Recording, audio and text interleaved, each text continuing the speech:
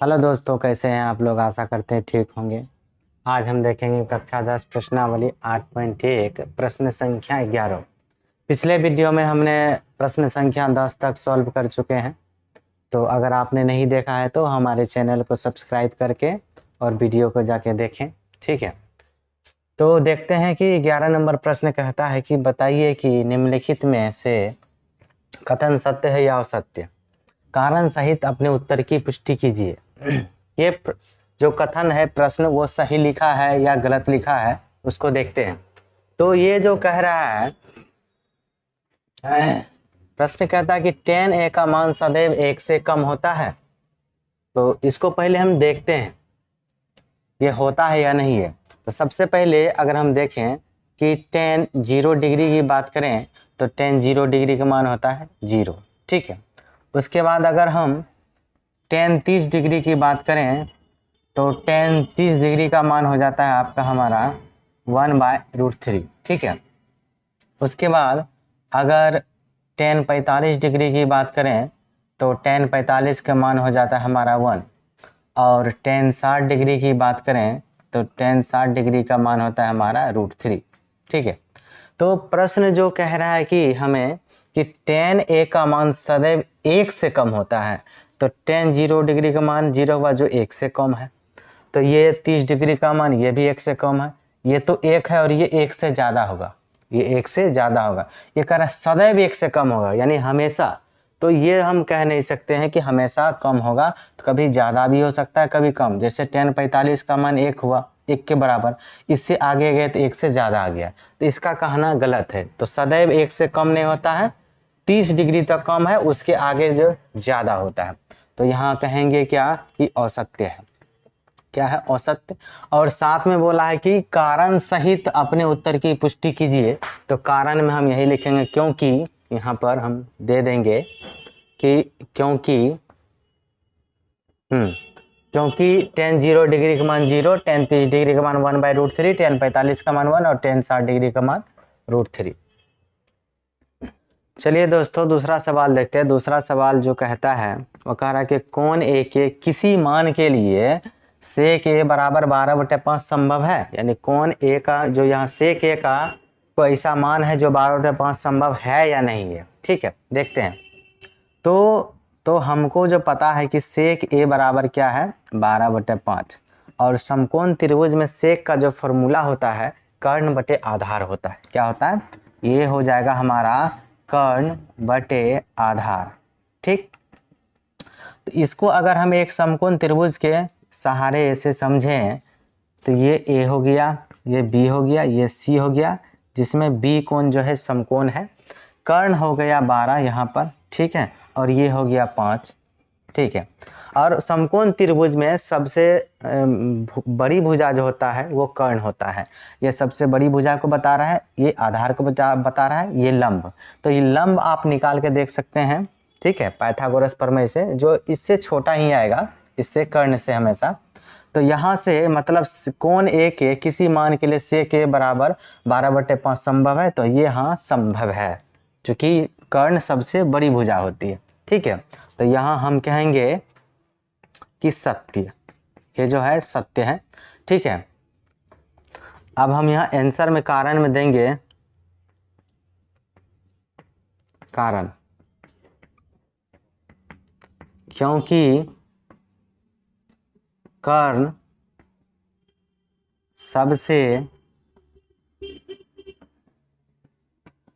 बड़ी भुजा होती है। कर्ण जो होता है वो सबसे बड़ी भुजा होती है, ठीक। आइए दोस्तों अब हम तीसरा सवाल देखते हैं। तीसरा सवाल कहता है cos A कोण A के कोसेकेंट के लिए प्रयुक्त एक संक्षिप्त रूप है। कहने का मतलब ये है कि कोसेकेंट का शॉर्ट फॉर्म, ये cos होता है क्या, इसको देखते हैं। तो ये जो है cos का फुल फॉर्म क्या होता है? cos का जो फुल फॉर्म होता है कोसाइन, cos का फुल फॉर्म हो जाता है हमारा कोसाइन। और कोसेकेंट कोसेकेंट का जो संक्षिप्त रूप होता है, ये कोसेकेंट फुल फॉर्म है किसका, इसका संक्षिप्त रूप होगा कोसेक। ये क्या होता है, कोसेक।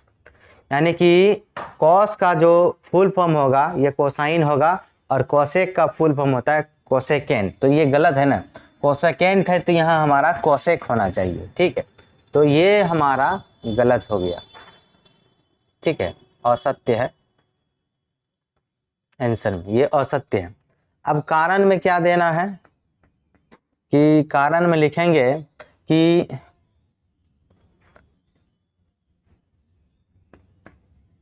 कॉस ए कॉन ए के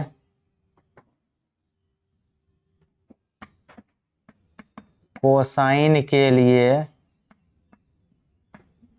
संक्षिप्त रूप है, संक्षिप्त रूप है। यानी कि कोसाइन का फुल फॉर्म होता है कॉस, ठीक है। तो कॉस ए का जो संक्षिप्त रूप होता है, यानी कोसाइन का संक्षिप्त रूप हो गया कॉस, ठीक है। कोसाइन का कॉस होता है और कोसेकेंट का कोसेक होता है। चलिए दोस्तों चौथा सवाल देखते हैं। चौथा सवाल जो कहता है कि कॉट और ए का गुणनफल होता है। मतलब यहाँ कॉट और ए जो लिखा है दोनों आपस में गुना होता है, ठीक है। मतलब जब ये ए को कॉट से गुना किए, ए को कॉट से गुना किए तो कॉट ए होता है क्या, तो ये गलत बात है, ये नहीं होता है, ये असत्य है, ये असत्य, ठीक है। क्योंकि यहाँ जो होता है इसके जैसे कि अगर हम बात करें कॉट ए का, तो यहाँ ए जो है ना, ए ये एंगल को बताता है। किसको बताएगा, एंगल को। एंगल माने कोण, ये कोण को दर्शाता है, ठीक है।